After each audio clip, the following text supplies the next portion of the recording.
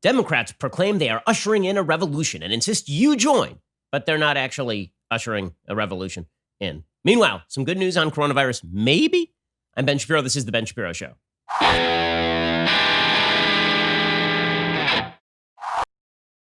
Today's show is sponsored by ExpressVPN. Stand up for your digital rights. Take action right now at expressvpn.com/Ben. We're going to get to all of the news in just 1 second because there is a lot of news and a lot of narrative being driven. Most of it false. We're going to get to that in just 1 second. First, you may have noticed that this is a crazy time. I mean, a crazy time because the stock market has been bouncing around like a yo-yo over the past several months. You don't know what's going to happen next. I mean, there's a twist and turn around every corner in this season 6 of Trump. It's pretty incredible. That means that you probably want to make sure that you have banked against the possibility of a downturn, that you've made the diversification decision you should have made months ago. And if you had, you'd be a lot wealthier today. I'm talking, of course, about diversifying into precious metals. With 40 million people unemployed and $6 trillion already spent on COVID-19, well, inflation is probably on the way sometime in the not-so-far future, and this is why, among many other reasons, it is a good idea to have some of your money in precious metals, and the people I trust, as you know, with my precious metals investing, Birch Gold Group. Text Ben to 474747 right now. When you purchase on or before July 31st, when you get a precious metals IRA, you get a free signed copy of my book, The Right Side of History. Birch Gold will go to work for you and make things super simple. Ask all of your questions, get all of your answers, be a fully informed investor. Text my name, Ben, to 474747 and at least request a free information kit on diversifying into gold. There's no obligation. Birch Gold Group has thousands of satisfied customers, countless 5-star reviews, an A+ rating with the Better Business Bureau. So protect yourself the way that I've protected myself. Diversify. You got to make sure that your asset base is diversified. Text Ben to 474747 during the months of June or July. When you open an IRA in precious metals, you get a signed copy of my New York Times #1 best-selling book, The Right Side of History, for free. Again, text Ben to 474747. Text my name, Ben, to 474747. Alrighty, so what is happening right now is pretty astonishing across the country.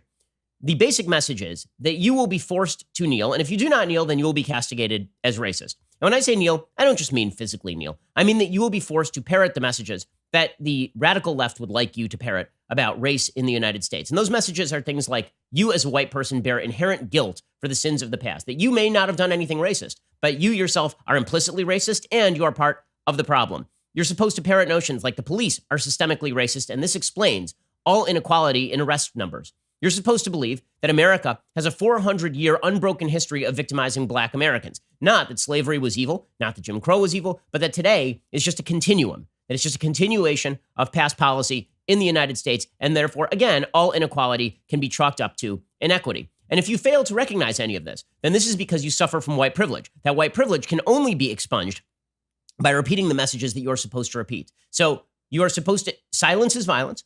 You're not supposed to keep silent. You're not supposed to shut your mouth. You're supposed to parrot exactly what the left wants you to say because silence is violence. And if you say something that the left does not want you to say, well, then, as we know, speech is violence. So silence is violence and speech is violence unless you act as basically a stenographer for the most radical left protesters and then suggest that you are on the same side. Now, that will not buy you off, right? You can do all of that. But if you are the Minneapolis mayor and you break from the radical left at any point here, well, then you will be eaten by the mob, right? That is the threat that is implicit here. And it's now pervaded all of society. And this is why you see so many corporations going out of their way to put out incredible statements suggesting that, no, I'm the most anti-racist. No, I'm the most anti-racist. Well, what have you said about George Floyd today? I'm the most anti-racist. Now, again, this is completely unnecessary, these statements. The reason it's unnecessary is not because anybody is in favor of what happened to George Floyd. It's because everybody is not in favor of what happened to George Floyd. Americans don't feel the need, as a general rule, to point out when 100% of Americans agree that something is evil, that something is evil. Because we all agree, right? There's no controversy. As I've said before, there are no protests today with people shouting the sky is blue because nobody actually believes that the sky is not blue. Nobody actually believes that Black lives don't matter. So the Black Lives Matter protests are a suggestion tacitly that there is a group of people who actively believe that Black lives do not matter. That is one of the open suggestions that is being made. Ashton Kutcher has said as much, right? He says that the reason we protest for Black Lives Matter is because there's so many Americans who believe that Black lives do not matter. But there's no evidence of that. There's really no evidence that lots and lots of Americans believe Black lives don't matter. So what is this really about? It's about driving the underlying narrative that America is inherently evil, that America is inherently bad, and that if you refuse to recognize that America is inherently evil and inherently bad and that the system is corrupt top to bottom, well, then obviously you are part of the problem. I have to read you an email that went out from one of these corporations because it really is astonishing. It's an email from a small company, I assume, called Memphis Rocks Climbing. It was sent to me by one of our listeners a few days ago. It's from June 2nd. And the subject is St. George Floyd. That is the subject of the email. It says, 8 days ago, St. George Floyd was killed in front of the world. Yes, we call him St. George now, not because he was perfect, as we misunderstand saints to be, but because, like St. George of England, who struggled with a fire-breathing dragon that was the devil, today's St. George struggled with the devil of discrimination. He struggled with a fire-breathing dragon that, like all fire, stole his oxygen and robbed him of his breath of life. None of us here at Memphis Rocks knew St. George personally, but our guess is he might have shouted, "I can't breathe," on any given day to an American that had cut off the oxygen for so many of his kin, the oxygen of opportunity, of equality, of access.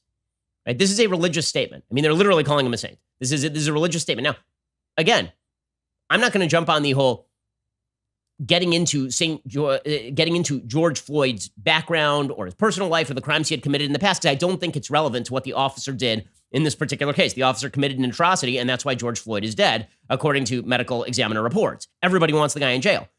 The key here is the email, right? The email is basically suggesting a religious revival around all of this. And the religious principle that you will be made to repeat is that America is consistently cutting off the oxygen of opportunity, equality, and access for Black Americans. And not just that, you are supposed to accept responsibility for all of this, says Memphis Rocks. I'm only reading this because this is very representative of an entire group of emails that have been going out. Corporations are sending them out to their employees. If you don't, then people get mad at you. There's a local gym in the area, and somebody contacted me. They said somebody called and canceled their membership today because we had not put out a statement at all, right? Silence was violence. And so they canceled their gym membership because I wasn't aware there were consumers who did this sort of thing, right? If you don't send a statement about a topic completely unrelated to your business, then they cancel their membership. But apparently that is a thing. According to Memphis Rocks, Officer Chauvin was not the only one who murdered St. George Floyd. Any of us who still harbored racist attitudes, no matter how subtle, we bear some of the weight of the knee on his neck. You are guilty, right? This is a religious call. Any of us who are heirs to the benefits of enslaving a people upon whose backs we built our nation, a people who were then denied equal access to the very benefits we reaped, we bear some of the weight of the knee on his neck. Any of us who see no evil in the concentration of wealth in the hands of so few, while so many have so little, we bear some of the weight of the knee on his neck, right? So this is the call for revolution, that it's a class revolution, that if you do not believe that it is evil for people to be rich in the United States of America, then you are guilty of the murder of George Floyd. The email's openly saying this. This is according to One Family Memphis and the Memphis Rocks team. It is no accident all of this is happening in the midst of a pandemic. The COVID crisis and the murder of St. George Floyd are not separate. The entire world wears masks now, each face metaphorically screaming, "I can't breathe." And no wonder. We are not living in accord with God's creation, choking her skies, soiling her rivers, labeling her diverse, beautiful people as other. Can you not hear the Godhead herself crying out precisely, perfectly at this moment, "I can't breathe"? Today's news is not new. Racial divisions have been plaguing us for centuries. What's new has to be us. We must move from domination to collaboration. We must abandon the winner-loser model and embrace the philosophy of family. All is a brotherhood and a sisterhood. We are George Floyd, and George Floyd is us. Until that day is realized, we will all remain masked, and none of us will be able to truly breathe. So this is from I believe, a rock climbing company, Memphis Rocks, or it is from One Family. Yeah, it's Memphis Rocks Climbing and Community. So that's what this is. You know, that is a religious revivalist message, right? This is a tent meeting revival message. That's what that is right there. And that message is now being put forth to all Americans that you are guilty of George Floyd's murder. You didn't do anything. You oppose the murder. You think it's evil. Doesn't matter. If you don't say exactly what people in the media would love for you to say and what Democratic politicians would love for you to say, then they will come after you. And if you are a protest leader, if you do not say exactly what a protest leader wants to say, then they will come after you, even if you're a Democrat or a media leader. Is this the way to end racism in America? I have serious doubts. Is this a way to make America more unified around things that we're already unified around, like violence is wrong, looting is wrong, racism is wrong, police brutality is wrong? Like, we're 100% agreed on all of these things. But this is not designed to be a time of unification. This is designed to be a time of division by accusing at least half of Americans of being tacitly racist if they refuse to endorse the most radical messages about the remaking of America. Okay, this is made explicit in a column today by Dana Milbank over at the Washington Post called "Trump's Republican Party Displays Its Systemic Racism." This is the narrative that's being driven. So how are they displaying their systemic racism? Because Senator Tom Cotton, who claims there's no structural racism in law enforcement, which is true. There's no evidence that law enforcement bodies all over America are structurally racist. There are racists who are in law enforcement. Statistics do not bear out the idea that the police are targeting black people qua black people, that they are just targeting black people because they're black. There's no statistical evidence for this, as in none. That does not mean that there are not racists who are out there in police forces doing bad things. But overall, the idea that police forces around America are rounding up black people, posing an existential threat to black people, it's not true. Again, does that mean that there aren't an enormous number of bad run-ins between police officers and black Americans? Of course that's true. Of course that's true. But to attribute that to the innate racism of quote-unquote structures is deliberately vague. And that's sort of the purpose here, right? When you're deliberately vague about what you're accusing people of, then they can't deny it. See, if you accuse somebody of being involved in systemic or structural racism, there's no way for them to deny it. Because they can say, but I'm not racist. Yeah, but I wasn't accusing you. I was accusing the structure. What structure were you accusing? The structure of America. Which institution? America. Which Americans? Every American who is white and has benefited from the system. But now you're accusing me again. No, I wasn't accusing you. Like, it's just this circular game. That's the whole purpose. Okay, so according to Dana Milbank, because Tom Cotton suggested that the U.S. military quash rioting and looting, this means he's a racist. And listen to how Dana Milbank twists the message. He says that Tom Cotton is a racist because he called for a, quote, overwhelming show of force, unquote, by the U.S. military to quash racial unrest. It was not to quash racial unrest. It was to quash rioting and looting. He specifically said if you're protesting against police brutality or even against systemic police racism he disagrees with, of course you shouldn't call in the military on that. This prompted House Majority Whip Jim Clyburn, African-American product of the segregated South, and Democrat from South Carolina, to quote Alexis de Tocqueville, the greatness of America lies not in being more enlightened than any other nation, but rather in her ability to repair her faults. And then Clyburn says Cotton's from Arkansas, he ought to be ashamed of himself. Because Arkansas has a racist past, that means that Tom Cotton ought to be ashamed of himself because apparently he is just a product of that past and is tacitly racist. And so Dana Milbank says it was good to see Democrats back in the fight. They've been largely out of the debate for the past couple of months because the House Speaker, Nancy Pelosi, decided not to convene during the pandemic. Presumptive presidential nominee Joe Biden, broadcasting from his basement, did no better. They should be rushing to engage this battle, for as the nation grapples with George Floyd's killing and what to do about persistent police brutality, this much has become clear. There is structural racism in the Republican Party. Structural racism in the Republican Party. What is his evidence of this? That there was a Republican chairman in Texas who shared racist stuff. That means structural racism. By the way, you know who doesn't get mentioned anywhere in here? Steve King, who just got primaried out of his seat in Iowa. Because people like me maxed out to his opponent, Kevin Finstra. Okay, and then they say, I love this from Dana Milbank, this is not the Republican Party of former President George W. Bush, who last week called for America to examine our tragic failures. Okay, I'm old enough to remember when you called him a racist over Hurricane Katrina, you on the left. So I don't buy your newfound respect for the anti-racism of George W. Bush. I think you're full of crap. They say, it's not the party of Senator Mitt Romney, says Dana Milbank, the 2012 Republican presidential nominee who nobly marched with Black Lives Matter demonstrators on Sunday. Yeah, I'm old enough to remember when Joe Biden accused him of wanting to put people back in chains. So no, I don't buy your nonsense. But this is the narrative. The narrative is Republicans are racist. The Democrats are consistently pushing this narrative. It makes it difficult to push that narrative on the back of an issue where we all agree. Like George Floyd was killed in an atrocity and the officer should go to jail. If we all agree on that, you can't say, right, but we agree on that, but you're a racist. You can't do that. Instead, you have to generate disagreement. The way to generate disagreement is to draw a broader narrative and make extreme demands of human behavior. And then if people don't participate, then you say that they are a racist. And this is deeply effective stuff because as the media keep repeating over and over and over again that Black Americans are victimized by law enforcement, what you are seeing is that Americans tend to believe it. Right? Rasmussen has a new poll. They informed the Washington Examiner that 51% believe that Black people generally receive unfair treatment by the police. Only 32% disagree. Blacks, 70%, are a lot more likely than whites, 47%, and other minority voters, 53%, to think Black Americans receive unfair treatment from the police. The survey found that 36% of Americans believe police discrimination is a bigger problem than crime in low-income inner-city areas. 36 of Americans, 53% disagree. Okay, first of all, you're insane if you believe that police discrimination is a bigger problem than crime in low-income inner-city areas. That is a nutty position. It is nuts. If you're worried about lack of investment in inner-city communities, if you're worried about lack of a tax base, crime is significantly a bigger problem than quote-unquote police discrimination in these inner-city communities. By the way, you remove police from those communities, that's what caused, according to many sociologists, the spike in crime in inner-city communities in the first place. There's been a wide differential in crime statistics between Black and white in America for well over 100 years. And one of the reasons for that is because white America said, you're on your own, police yourselves. And it didn't work. There's a great book called Ghetto Side by Jane Levy, who's a left-leaning reporter for the LA Times. She points out, remove the police from these communities and what you can expect is an uptick in lawlessness. But again, the idea here is that the police are the problem. If you believe that the police are the problem rather than the solution to high crime, good luck to you. But this is the symbolism, and it's all symbolism at this point. And what we are in is a symbolic fight because it's not about policy, as we will see. And the Democrats are fully willing to engage in the symbolism of America is brutal, evil, and vicious, just so long as they don't have to do anything the protesters want. That's the exploitative revolution here. Yes, we're on your side. We're for the revolution. We're going to kneel like it's Wakanda. We're going to wear these kente cloths. We're going to act like the white people from Get Out. That's what we're going to do every single day. And we're on your side, man. We're on your side. And then, oh yeah, you want us to defund the police? Yeah, we're not doing that because that's crazy. That is the Democratic agenda. We're going to get to all of that in just 1 second. First, let us talk about the fact that having a good HR department is the key to running a great company.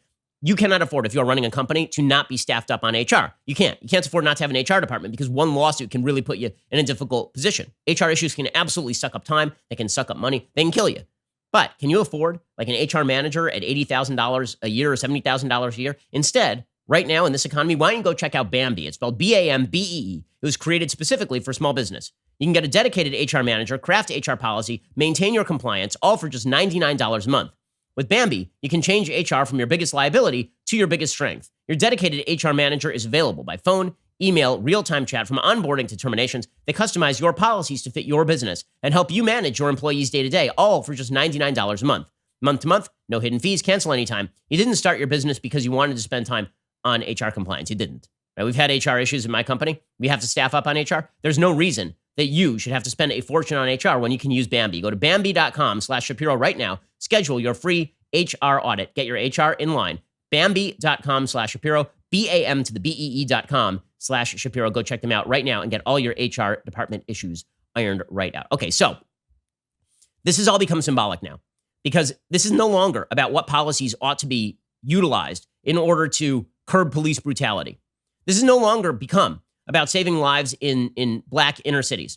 This isn't about that because removing police from those inner cities, it ain't going to save lives. It's going to cost lives, as we're going to talk about in a second. It's all about the symbolism. And the symbolism crosses streams with the broader leftist narrative that America and Western civilization more generally are tremendously, tremendously evil. And it starts with sort of things we all agree on, and then it moves to things that we absolutely disagree on. So, for example, there's been this real push to tear down Confederate statues. Now, this has been a long time push on the political left in the United States, and I understand the appeal. The Confederacy was evil. The Confederacy was fighting on behalf of slavery. I get it. And I definitely agree with the idea that taxpayer dollars being used to uphold Confederate statues of Confederate leaders, that's a net negative, I think. But the question is, as Condoleezza Rice put it, whether you rip away the history so that you're never forced to confront the history. You know, we keep hearing from the left that we should confront the history. Well, maybe, it seems to me, that you might want to confront the history by being able to point to the bad people, the statue of the bad man, and say, in this country, these people were treated as heroes for 100 years and for decades before that. And that's one of the things that we need to move past. It's one, like, having the reminder of America's evils from the past is a good way of teaching people about the past and also why we've moved beyond it. Instead, people are seeking to tear down statues, and then they are seeking to conflate all historic figures. So, for example, London. Okay, there's a picture. They're not just tearing down the statues of old Confederate generals. In London, they defaced a statue of Abraham Lincoln. They defaced a statue of Abraham Lincoln with BLM and the names of various people who had died in police custody or been killed by police, including people like Mike Brown. I am at wit's end to understand why it is that the Black Lives Matter movement wants to lump all of these folks together, because not all these cases are the same. They are not. The Michael Brown case was nothing like the Eric Garner case, which was nothing like the Breonna Taylor case, which was nothing like the Philando Castile case. Like, all of these cases are very different. Many of these cases are true atrocities, and some of these cases, like Michael Brown, are absolutely not atrocities. He was justifiably killed by the police officer in that particular case. Lumping all these people together is a cheap trick. And then to deface a statue of Abraham Lincoln, the great emancipator, with these slogans is insane. There's a sign hanging around the waist of Abraham Lincoln's statue in London that said, "We need a new world." And that's exactly the point for these revolutionaries. Tear down the past. People were defacing pictures, defacing statues of Winston Churchill. Winston Churchill, right, who fought the Nazis and helped overcome the Nazis. Somebody defaced his statue in the middle of London, and they crossed out his name, and then says Churchill was a racist. Now, there's a lot of controversy over the level of Winston Churchill's bigotry. But if what you took away from history is that Winston Churchill was a racist, it's because you're a dumbass. If that is his great contribution to humanity, just like Abraham Lincoln needs to be defaced, then what you're really talking about is the defacement of all of Western civilization. If Lincoln and Churchill ain't good enough for you to have statues, then no one is. And that, of course, is the point, because no one really is. Right? The idea is the world must be remade in real time. And that is because the system is so deeply and thoroughly corrupt that it must be torn down. And this is why you see the push from members of the left in the media, in our political class, to suggest that racism in the United States is still so much of a threat that it is deadlier than an ongoing pandemic. Deadlier than an ongoing pandemic. Okay, that's fully insane. This pandemic has killed, at this point, 120,000 people in the United States since the beginning of March. It is just the beginning of June. So in 3 months, we have a pandemic that has killed 120,000 people with full lockdown. And we have been told that if you go to your business, if you go to your church, if you go visit grandma in the nursing home, if you go to the deathbed of grandma, that you're going to kill Americans unless you're protesting racism. Protesting racism is so necessary because America is so evil and Western civilization is so evil that racism is a greater threat to Americans and America in 2020, not in 1865, not in 1965, in 2020. That you should go and you should spread the virus widely among other protesters to fight racism. Here's an NBC News anchor trying to push this yesterday. I was out with other physicians and nurses in Seattle over the weekend where we had a Doctors for Justice march. And what were we doing? We were passing out masks. We're making sure if you didn't have a mask and you had a megaphone, you were protected. Some of my colleagues were handing out Purell. We want, as much as anything, for social justice to take the center stage because poverty, racism, they have actually bigger killers than coronavirus by the statistics. So this is the right thing to do, but to do it safely. So masks all the time. Social distancing as you can do it. Okay, so a couple of things there. Poverty and racism are not the same thing.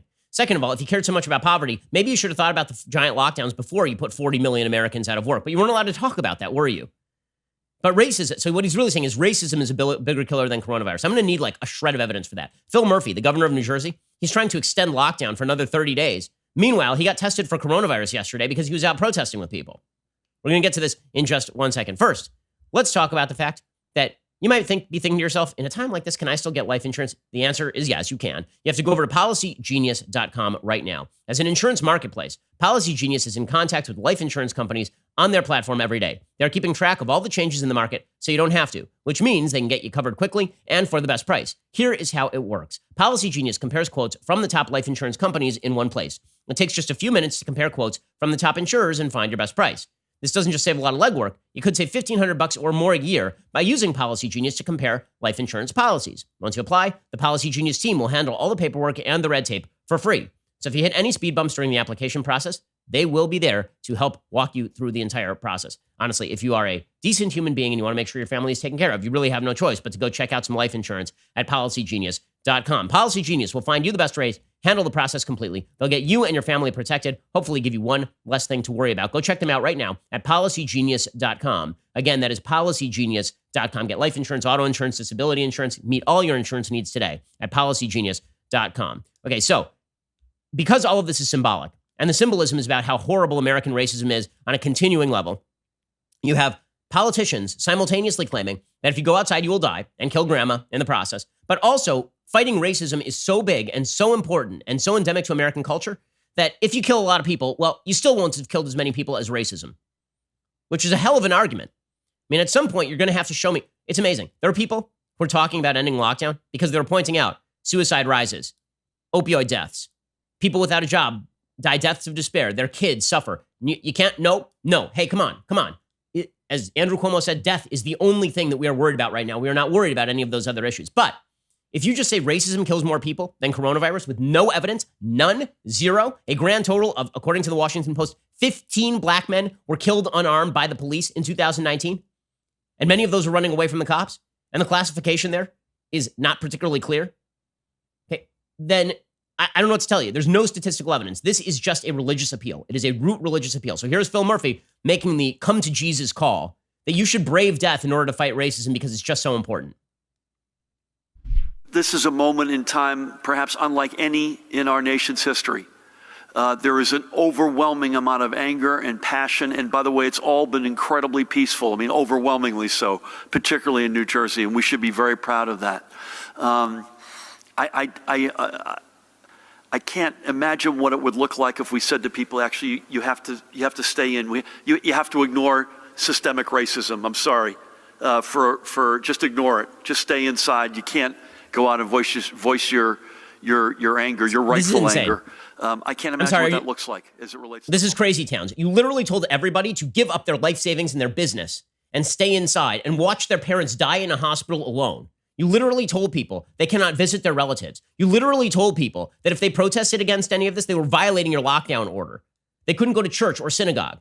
But couldn't we tell people not to go out in the streets and yell about George Floyd without any actual policy ramifications? Of course we can't do that. Of course we can't do it. It's just that important to say that America is terrible and evil and racist. It's just that important.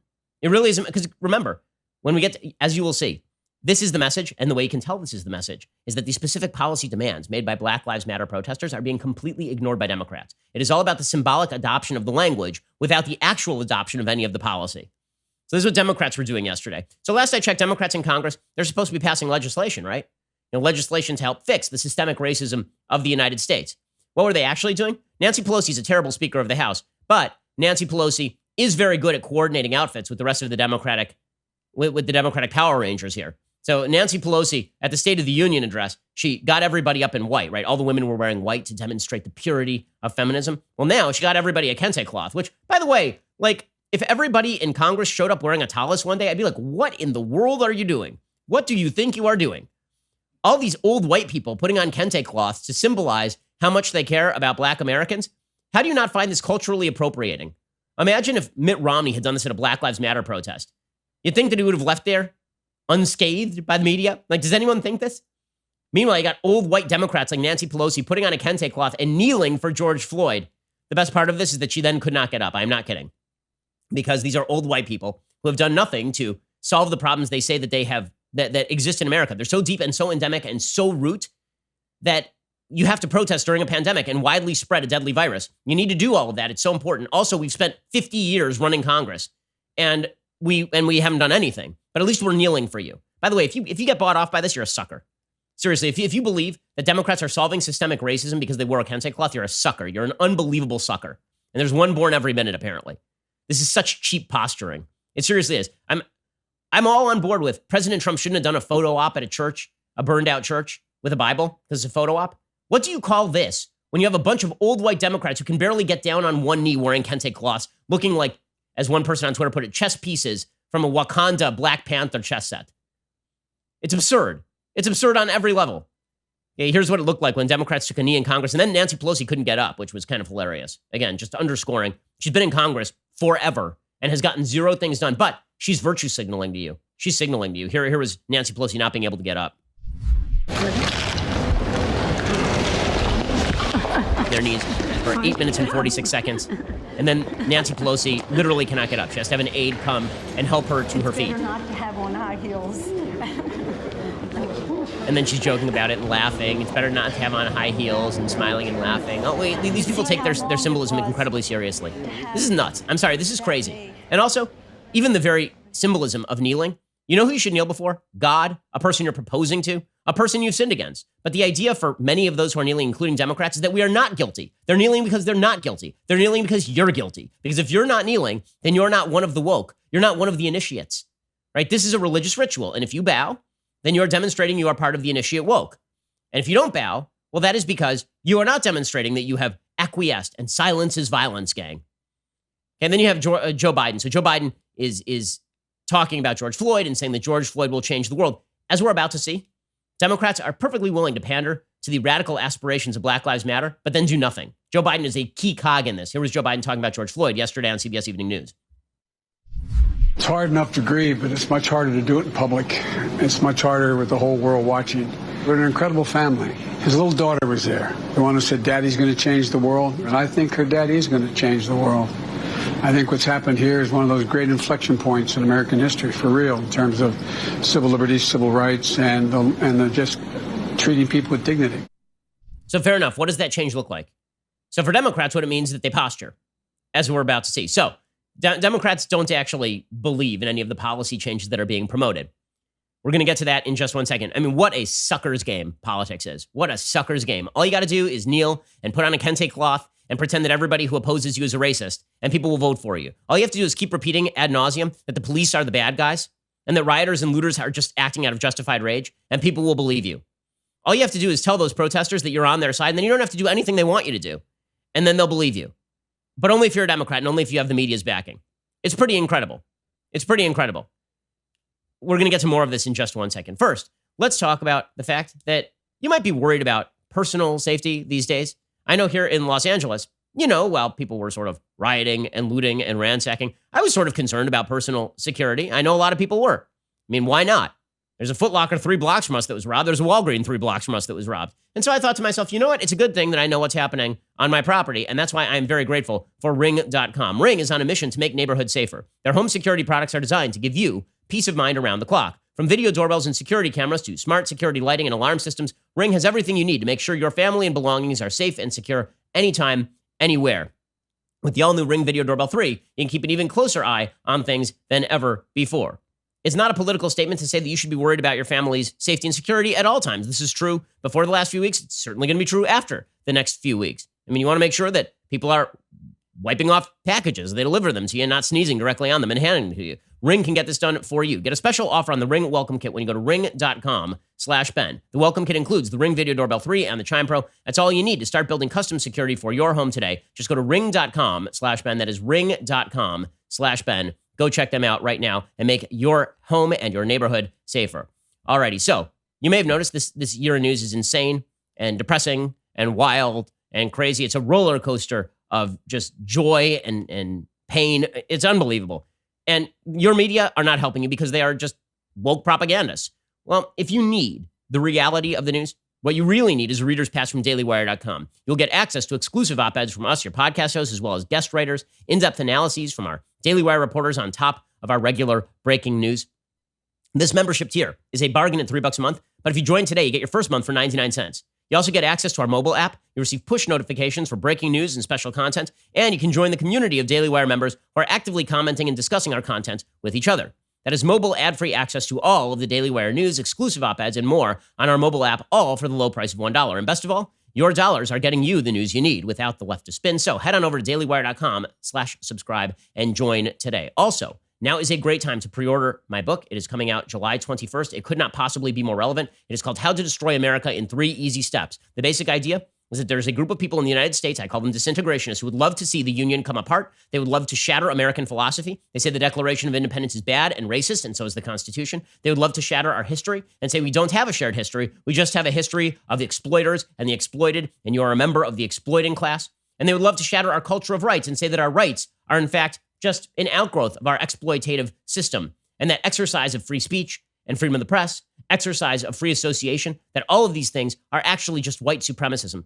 I talk about all of this in my book, and I talk about why all of this is wrong, and I talk about what you can do to fight all of this. Check out my new book. It's coming out July 21st. It's available now for pre-order at Amazon or anywhere else books are sold. How to Destroy America in 3 Easy Steps. You're listening to the largest, fastest growing conservative podcast and radio show in the nation.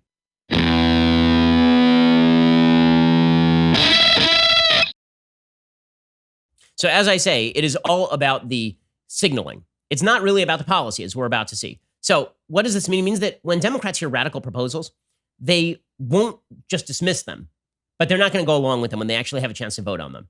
So over the last 48 hours, there's been a call to defund the police. And it's been fun to watch the media spin on behalf of what defund the police means. Defund the police, it turns out, does not mean defund the police. It actually just means fund mental health services. Well, if you'd said that in the first place, then I kind of would have been on board, right? Keep the funding for the police, expand the funding for the police, and also make sure that you actually have services to take care of mentally ill people. Which, by the way, I've been stumping for on this program for literally years. I mean, you can go back and listen. I've done full episodes on it, on the homeless problem in our major cities, for example.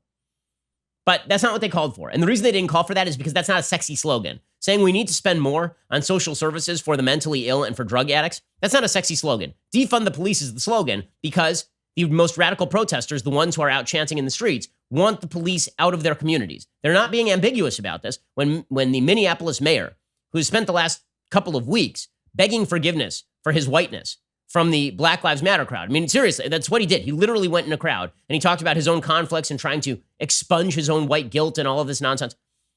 And he was cheered for that. Then he was asked, do you want to just get rid of the police? He said, I'm not for abolishing the police. And people started shouting at him, get the F out of here, and shame. Right? So the protesters are pretty obvious what they want. The Minneapolis City Council is even more obvious. They're not talking about just defunding the city police and then bringing in the county, which is what happened in Camden, New Jersey. A bunch of people keep saying, oh, it's just like Camden, New Jersey doubled the size of its police force. They're the most over-policed major city in America right now. They doubled the size of the police force. They just went from the city to the county. It was like 250 people. Now it's 411 people who are policing that area. So don't tell me they defunded the police. They didn't. They just shifted responsibility for the police to the county. But Minneapolis went further. They said they wanted to completely reorganize how policing is done, period. That they obviously want to minimize the police footprint. So Lisa Bender, I played this clip yesterday, but it is so astonishing and it really is indicative of where the mindset is. Lisa Bender, who is the president of the Minneapolis City Council, she actually agreed yesterday that police don't make the city safer. That police do not make the city safer. Now, you literally cannot name a case in which this is true, where removal of the police has made cities safer. It does not exist. One of the most robust social science findings ever is that when you remove police from a situation, criminals run free. That's common sense. Everyone knows this. I have a perfect case in point. For a week, the police were basically told hands off. And what happened? Rioting, looting, breaking into stores, people shattering windows, damage to cop cars that were out there on the streets. Then the cities were like, oh, you know, we actually can't tolerate this any longer. The National Guard came in, the cops showed up, and what happened? In 2 nights, it was over. In 2 nights, it was over. And by the way, in areas where they're not doing this, Seattle and Portland, for example, rioting and looting continue. It does not take a genius to recognize that when you remove police from high crime communities, crime goes up, not down. Again, one of the more robust social science findings in American race studies is that the removal of police from black communities in the early 20th century led to a radical rise in crime, which exacerbated inequality. But according to Lisa Bender, the president of the Minneapolis City Council, police don't make the city safer. They don't. Wishful thinking and singing Imagine. That's what makes the city safer. Here's Lisa Bender, full-scale idiot. Yesterday, 9 city council members stood together with our community and pledged to rethink public safety in our community and to acknowledge that the current Minneapolis Police Department is not working to keep our community safe. And really what we pledged was to start a year-long conversation with Minneapolis residents to help us reimagine what public safety looks like as we make those short-term fixes that are so clearly needed in our department. That was the same lady who suggested yesterday that if someone calls 911 because their house is being broken into, she said this on Allison Camerata, that if someone calls 911, they should check their privilege. Right? You have to check your privilege if you're worried about crime. Okay, so here's the thing. Top Democrats have been asked about this defund the police thing. Pelosi and Democrats were asked about the Minneapolis City Council defunding the police and looking to basically destroy the police department from within. Here is a bevy of Democrats refusing to criticize the Minneapolis City Council for taking measures that obviously are going to make matters worse in high crime communities. People are calling it defund the police. Is that something that your caucus supports? Is it something that could happen in a federal way? Or is that just up to... Well, I can't imagine that happening in a federal way, but let me just tell you that part of that cry is a desire for there to be significant higher investment in communities. I think the Congresswoman answered your question very clearly. But the fact is that we do have a great deal of legislation coming down the pike that addresses some of the concerns of our communities across the country. Okay, so this is an explicit refusal to condemn that, right? And then Kamala Harris was asked on The View about defunding the police. And she refused to just say, well, actually, when we say defunding the police, what we don't mean is getting rid of the police. What we just mean is we're going to shift social services. Instead, just dodged the question from Meghan McCain. And then, of course, Twitter trended Meghan McCain because Meghan McCain is very bad for asking the most obvious question. What the hell do you mean by defunding the police? Are you for defunding the police? How are you defining defund the police? I assume it's removing police and, as Congresswoman Ilhan Omar said, bringing in a whole new way of governing and law and order into a community. We need to reimagine how we are achieving public safety in America. And to have cities where 1/3 of their entire budget is going to policing, but yet there is a dire need in those same cities for mental health resources, for resources going into public schools, resources going into job training and job creation. Come on. By the way, spending money on job training and job creation is not going to stop criminality. It isn't. It is not going to. You need to stop the crime so that people can invest in communities. You got this all backwards. The precondition to economic growth is not pouring state money into a particular area. We have tried this 1,000 times and it always fails. The precondition to economic growth is a safe and secure neighborhood, and then people bringing their money in. Otherwise, you know what you see? All the taxpayers leaving, because where do you think this money comes from? Money doesn't grow on trees. Okay, so the Democrats refusing to explicitly move away from the defund the police program because they want to, again, act on the sort of the fire in the guts kind of messaging of BLM. Meanwhile, you have a widely trafficked column by a woman named Michelle Alexander over at the New York Times called America, This is Your Chance. We must get it right this time or risk losing our democracy forever. And after recommending a bunch of books about race in America, the same litany that you will see over at Amazon being represented by the woke, then she gets to her real message, which is we must fight for economic justice. And she calls for socialism.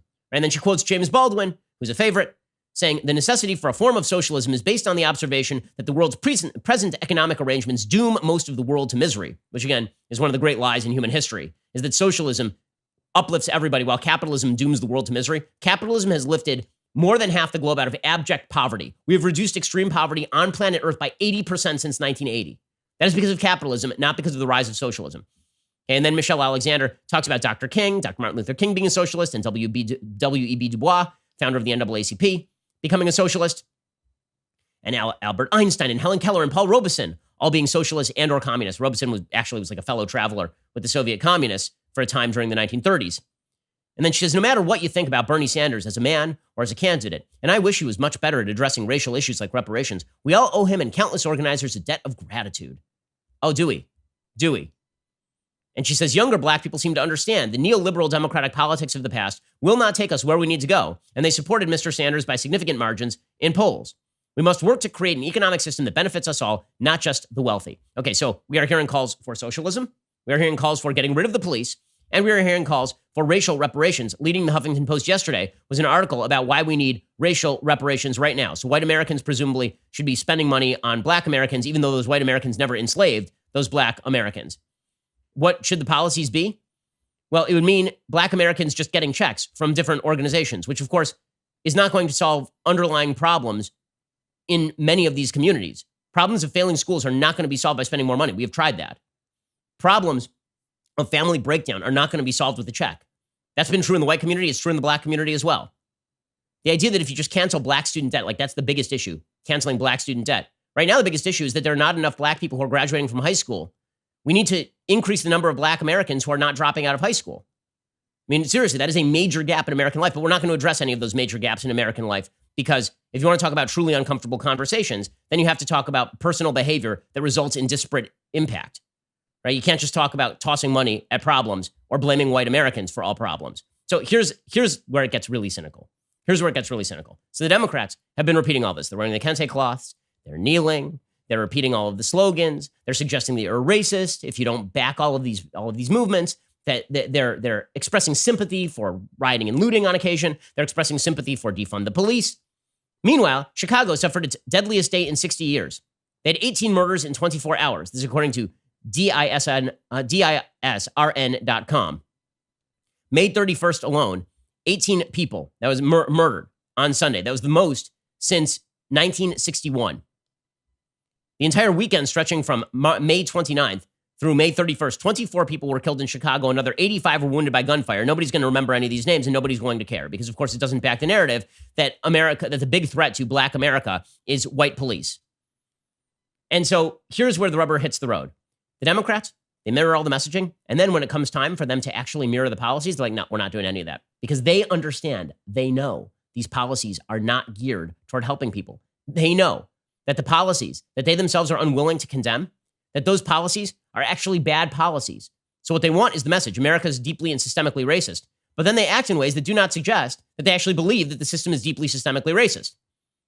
They are not going to bet. The Democrats are in control of Congress. Have they passed a bill on slavery reparations, on what they think Americans should pay? Of course not, because they know that, first of all, it's unjust, and second, it's unpopular. Democrats are in control of Congress right now. Have they passed a bill to defund police departments across the country? They have not. In fact, Joe Biden who 5 seconds ago was saying that George Floyd is going to change the world, which is all well and good. He rejected the call for defunding the police, openly rejected the call for defunding the police. Here was Joe Biden actually saying he's going to expand the funding for the police. Do you support defunding the police? No, I don't support defunding the police. I support conditioning federal aid to police based on whether or not they meet certain basic standards of decency and honorableness and, in fact, are able to demonstrate they can protect the community and everybody in the community. Amazing. So there he is, basically saying the same thing I'm saying about the police and how the police are protecting communities. But as long as Joe Biden signals, then he's saying something very different. Stephanie Rawlings-Black, who is, I believe, the former mayor of Baltimore. I believe Stephanie Rawlings-Black was the person who suggested that she was going to give space for people to burn in Baltimore back in 2014 when people were rioting. She said, we have to stop with this call to defund the police. It's just giving Trump a talking point. Weird, because you on the left are humoring this nonsense. You're humoring it and pretending like it's legit. Because again, what you want is the broad message. What you don't actually want is the policy that follows from the broad message. As I've been talking about for a week, Democrats basically set a controlled fire. They pushed a narrative that America's systemically racist and that if you oppose that narrative, then you are evil and racist yourself. You suffer from white privilege, specifically so they could pander for minority votes. And then when it comes time for policy, they're like, you know what? Maybe you could take this crumb here. You can't set that fire and hope to control it. Democrats sooner or later are going to have to move in line with the defund the police crowd. That's the prediction. Over the next 5 years, this will become a mainstream call.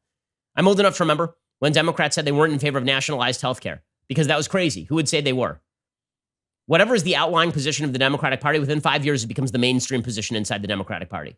Watch. It's going to happen in real time. So here's Stephanie Rawlings-Blake saying, it's really damaging for us to call to defund the police. Yes, it is. But, dance with the gal that brung you. By continuing to say defund, dismantle, we are giving Trump talking points. We are feeding his base.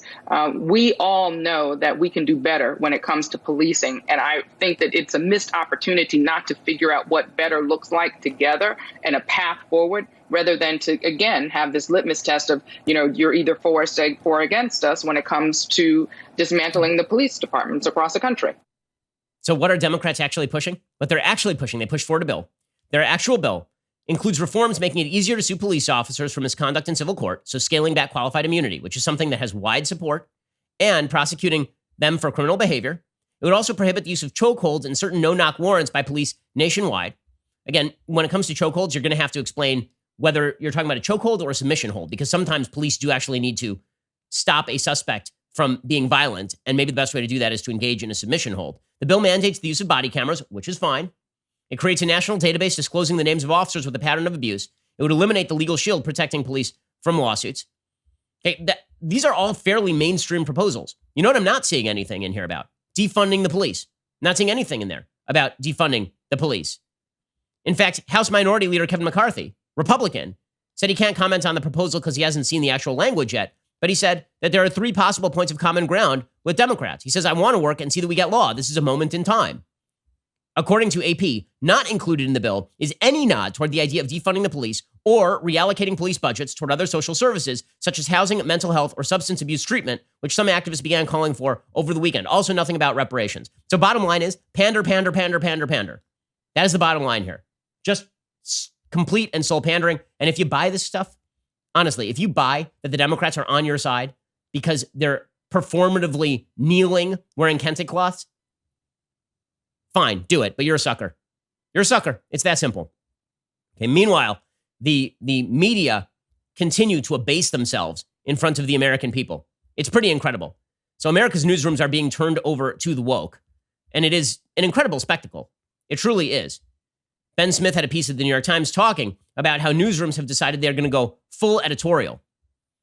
According to Ben Smith, he's the media reporter now over at the New York Times, used to be the head of BuzzFeed. He says, as America is wrestling with the surging of a moment that began in August 2014, its biggest newsrooms are trying to find common ground between a tradition that aims to persuade the widest possible audience that its reporting is neutral and journalists who believe that fairness on issues from race to Donald Trump requires clear moral calls. Now, I'll be honest with you. I'm in favor of the latter. I want all the masks off. I think that objective journalism is a lie. I think it's been a lie for a very long time. I think there are very few in the journalistic world who even attempt objective journalism. I've singled out people that I think have tried in the past. I think Jake Tapper tries sometimes on CNN, but I think that the vast majority of reporters are not reporters, they're activists. So I'm glad that they are now being open about this. The conflict exploded in recent days into public protests at the New York Times, ending in the resignation of its top opinion editor on Sunday. The Philadelphia Inquirer, whose executive editor resigned on Saturday over the headline Buildings Matter Too, and the ensuing anger from his staff. The Pittsburgh Post-Gazette. It's been the subject of quiet agony at the Washington Post, which Wesley Lowery left earlier this year, months after the executive editor, Martin Barron, threatened to fire him for expressing his views on Twitter about race, journalism, and other subjects. Lowery's view is that news organizations' quote, core value needs to be the truth, not the perception of objectivity. I am so confused by this. What he really means is that his opinion should be treated as truth, and that objective fact should not be reported to you because you might make up your mind in a way he doesn't like, Wesley Lowery. Lowery's view has been winning in a series of battles, many over how to cover race. Heated Twitter criticism helped to retire euphemisms like racially charged. Okay, but sometimes there's a difference in perception of whether a statement was racially charged or whether it was racist. So which is more accurate? That's an editorial subjective decision. The big outlets have gradually awkwardly given ground using racist and lie more freely, especially when describing Trump's behavior, which, by the way, has undercut their own credibility because it turns out half the time they're saying Trump is lying. He is not. They're saying that his implication is wrong, but that the fact that he said something, like they never treat Trump with the same sort of, they treat Trump with a very different level of disdain when it comes to his prevarications than they do any other politician on planet Earth, obviously. The Times vowed to remake its opinion section after Senator Tom Cotton's op-ed calling for the use of troops in American cities infuriated the newsroom last week. Again, the euphemisms. It called for the use of troops to put down rioting and looting in American cities. It wasn't just randomly sending in soldiers. Meanwhile, Axios has decided that its reporters are allowed to join protests. In a company memo, the chief executive of the politics news site said he supported staff members' right to march, adding the publisher would cover bail for any employee who is arrested. For any employee. So if you chuck a rock at a cop and you work for Axios, they're now going to bail you out. Jim Vandehey, the co-founder and chief executive of Axios, said, first, let me say we proudly support and encourage you to exercise your rights to free speech, press, and protest. If you're arrested or meet harm while exercising these rights, Axios will stand behind you and use the family fund to cover your bail or assist with medical bills. That was sent in reply to an employee who had asked about the company's stance on protesting as part of a weekly practice at Axios, where staff members anonymously submit questions to managers. Exciting stuff. Now, ethics guidelines at the New York Times say the company's journalists may not march or rally in support of public causes or movements or publicly take positions on public issues, adding doing so might reasonably raise doubts about their ability or the Times' ability to function as neutral observers in covering the news. But obviously, Axios thinks differently. So we are now watching as the media basically strip the mask off themselves. We on the right have been saying for literally decades, you're a bunch of leftist activists disguising yourselves as objective journalists. And like, no, how dare you? We are so objective. We are journalisming up the wazoo. Journalisming everywhere. Don Lemon, not an opinion guy, a journalist. Chris Cuomo, not an opinion guy, a journalist. Jim Acosta, not an opinion guy, a journalist. We are just, it's journalism, guys. It's reporting. And if you attack our opinions, you're attacking us as an institution. On the other hand, if we wish to join protests, and if we wish to suggest that a point of view is out of bounds, even though it is a mainstream American opinion, like America is not systemically racist, and that America's history of racism does not mean that America today is institutionally racist, those opinions, if we just dismiss them as racist themselves, that's also objective journalisming, which means that you've now redefined objective journalisming. Also, the revolution continues apace. So the real revolution is not happening in terms of policy. I mentioned that Democrats are ignoring the policy proposals put forward by Black Lives Matter because they're patently insane. So they're just not going to do it. Instead, they've decided to take out their rage.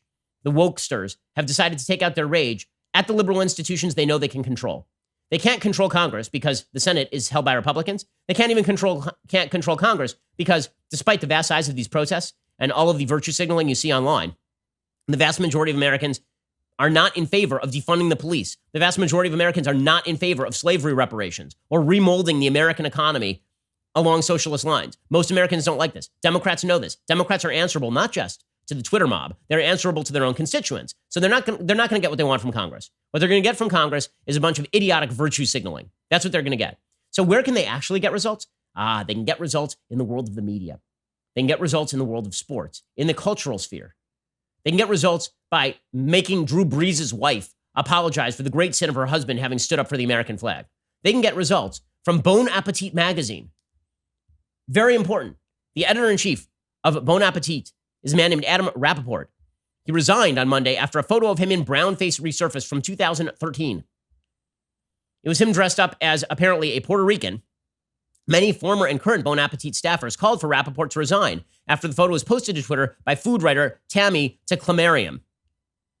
Very, very important that this guy lose his job and his career because he went to a Halloween party. Very, very important stuff. Obviously he's a vicious racist. Clearly he's a vicious racist. Rappaport said he had not championed an inclusive vision. I mean, this is Maoist stuff. They just put him out in the public square, hang a sign around his neck, I'm a racist, resign from your job. It's the cultural revolution in real time. It's good times. He said, ultimately, it's been at the expense of Bon Appetit and its staff, as well as our readers. They all deserve better. You're a food magazine. Are you a racist food magazine? I'm confused. The staff has been working hard to evolve the brand in a positive, more diverse direction. I will do all I can to support that work, but I'm not the one to lead the work. I'm not the one to lead the work. It was deeply important that he stepped down. Very, very, very important stuff. Great stuff right there. This is the way that everything is going to work because the media is susceptible to this sort of stuff. And then Bon Appetit put out the black square, right? The Black Lives Matter black square, which is white text on a black background. If you do that, anything you write in the text is virtuous. This is something that we know from online. What we know from online is you could literally just put anything. You could put the Star Wars crawl in white text on a black background. It is now virtuous and woke. They wrote, food has always been political. But has it really? Like always? Has it so much? Sure. Everything is political. Every single thing is political. By the way, if you mention that everything is political and it's annoying, then you get trended on Twitter. That's the idea here. Meanwhile, they're not just going after, by the way, food is so political that they didn't just go after the editor of Bon Appetit. There's a woman named Allison Roman who was forced to apologize. She wrote a New York Times bestseller, Nothing Fancy. And she was a columnist for New York Times Cooking. I'm going to say was because I have a feeling that she's probably not going to be for much longer. Why? Well, because when she was 23, she did a Halloween party at which she dressed up as in an Amy Winehouse costume. Okay, she had big hoop earrings, but Allison Roman's white. If you wear big hoop earrings are for Latinas. I'm dead serious. This is a thing that happened. This is a thing that happened. She wore a costume in which she had big hoop earrings on. And as we know, only Latina women wear hoop earrings. And so Allison Roman is now canceled. She tweeted out an apology. This incredibly embarrassing picture was taken in 2008. You're just wearing hoop earrings, lady. I was 23 and living in San Francisco. This was my San Francisco-inspired Amy Winehouse costume for Halloween. It reads as culturally insensitive. And I was an idiot child who knew nothing about the world, how this would be perceived. And I'm sorry. No, there shall be no repentance. You shall be cast out into the wilderness and cast from a cliff. That's the way it works in the world of media. And results have been achieved. Racism is being solved in real time, guys. It's being solved in real time. By the way, Jimmy Kimmel gets to keep his job despite having dressed up in blackface as Karl Malone way back when. He's okay. Totally fine. But Allison Roman, very, very evil. Here's the thing. It's never going to be enough. Because once you're in the culturally woke sphere, it's never enough. None of it's ever enough. You can bend the knee. You're not going to be treated as a person who is now absolved of your sin. You're going to be treated as a person who ought to have their head lopped off Joffrey style. You can be Ned Stark and accept your expulsion to the Night Watch. You can. But guess what? You ain't going to the Night Watch, my friend. You're going to a very different place. The woke crowd is out for heads, and they're going to get heads. And the best way they can do that is by targeting the media, because the media are incredibly responsive to this sort of stuff. Many corporations are incredibly responsive to this stuff because they are risk averse and they are controversy averse. The left knows this. And this is why the left is ruining culture apace. This is what they are doing.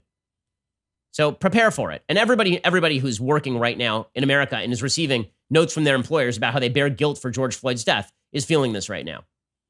And if you speak up and you say, wait, I didn't kill George Floyd, I think it was evil. What do I have to do with this? You're not culturally sensitive.